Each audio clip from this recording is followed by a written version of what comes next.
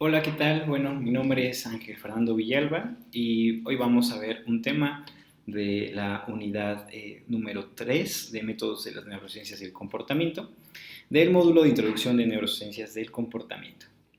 Bueno, antes que nada tenemos que recordar justamente lo que se vio en el tema anterior, que justamente es sobre el impacto de la psicología cognitiva y las neurociencias del comportamiento. Al final, la idea de enmarcar esta relación es que gracias al desarrollo de la psicología cognitiva a partir de teorías psicológicas, se pudo entender mucho mejor la implicación del cerebro en todo nuestro pensamiento y en nuestras conductas en sí. Justamente la idea de que nuestro cerebro actúa como una forma de sistema donde hay una entrada, un proceso y una salida, logró pues explicar justamente cómo ante una patología, por ejemplo, este sistema pues se ve alterado y por lo tanto modifica el comportamiento. Eso por un lado, ¿no? En la cuestión clínica. Pero por el otro, que es el gran boom, es que gracias a todo este estudio teórico desde lo cognitivo, ayudó a utilizar técnicas mucho más novedosas, como es el caso de la resonancia magnética funcional o la electroencefalografía y últimamente la magnetoencefalografía. Eso logró justamente entender cómo participaba áreas cerebrales para que podamos hacer una función psicológica. Muy bien.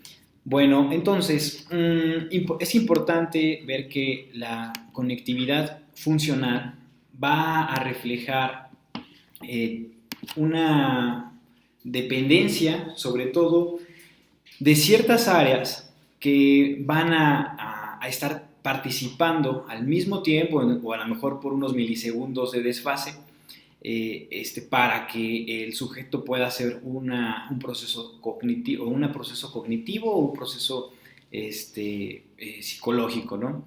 Y bueno, esto nos da justamente la idea de que hay una interacción funcional entre distintas regiones que no necesariamente tienen que estar cerca, sino que están, aunque muy lejos anatómicamente, están relacionadas en tiempo. Muy bien. Ahora, esto nos llevó a entender la teoría modular, justamente en la que si hay una alteración en una función cognitiva, esto va a provocar que haya otros problemas en otra función que dependía de aquella. Por ejemplo, si nosotros vemos que un niño con problemas de atención también tiene problemas de memoria, pues estaríamos viendo justamente que una afectó a la otra y entonces no podemos hacer absolutamente nada si no mejoramos la atención en su memoria. Por ejemplo, no le vamos a hacer que aprenda o que tenga más recursos de memoria, sino tenemos que iniciar la atención forzosamente. Muy bien, dentro de estas técnicas en neurociencias, pues está la electroencefalografía. Esta es una técnica funcional que justamente va a ver el registro de potenciales eléctricos generadas a partir de grupos neuronales en distintas condiciones que pueden ser, por ejemplo, en vigilia, en sueño, pueden ser bajo fotoestimulación o a lo mejor haciendo que el paciente no duerma. Esto con la finalidad de ver el funcionamiento cerebral. La forma en cómo se obtienen estos datos es con una gorra con electrodos, que bueno, hay de distintos tamaños y distintos números de electrodos, ¿no? Otra de las técnicas más utilizadas para conocer justamente esta relación entre un modelo cognitivo y áreas cerebrales, pues es la resonancia magnética funcional. Aquí podemos ver justamente del lado derecho un cerebro donde hay líneas que son la altura de estos cortes que vemos del lado izquierdo. Aquí, por ejemplo, el sujeto estaría haciendo un proceso cognitivo específico y veríamos qué áreas están activas, que serían estos puntos rojos, donde hay más activación. estaría más relacionada con esa función.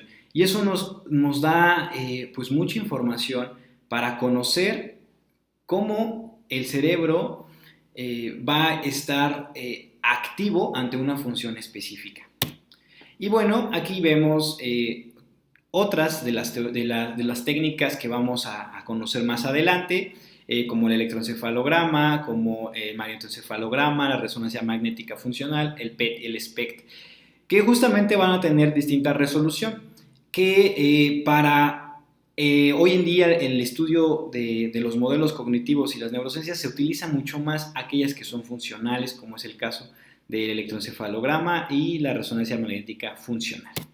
Muy bien, entonces aquí es muy importante ver que la conectividad funcional es lo que se estudia hoy en día, porque antes se pensaba que ciertas áreas se relacionaban con una función específica, como es el caso de lo que se pensaba, por ejemplo, del área de Broca o el área de Wernicke, que solamente esa área se encargaba de toda una función, que bueno, en este caso el lenguaje, comprensión y expresión, pero hoy en día se sabe que no son las únicas involucradas en esa función. Eso va a llevar justamente a que la investigación sea mucho más provechosa y que veamos, sobre todo, que todos los procesos cognitivos van a depender de la interacción entre áreas.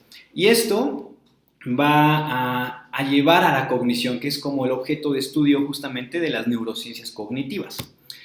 Ahora, aquí vemos una imagen en la que pues se pensaba hace unos años que todo era muy localizacionista, en donde el miedo estaba en un área, donde la vanidad estaba en otra área cerebral, etcétera, pero hoy sabemos que eso no es cierto, que todas las áreas están relacionadas y que, bueno, participan.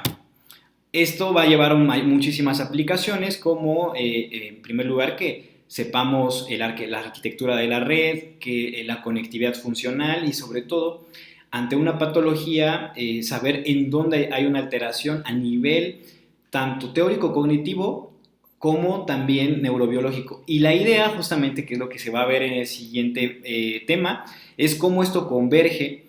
Y bueno, veríamos justamente las teorías cognitivas de memoria y cómo esto se puede explicar a nivel neurobiológico. Para terminar, ¿existen áreas cerebrales específicas para la función psicológica? No. Hay muchas áreas que están relacionadas en cada función, ¿no? Esto es como muy importante.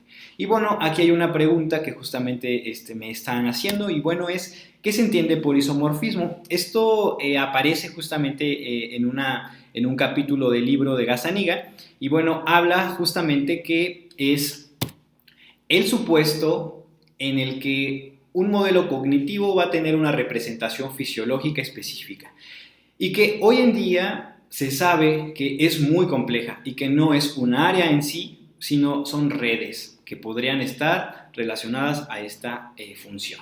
Y bueno, pues eso sería todo. Muchas gracias.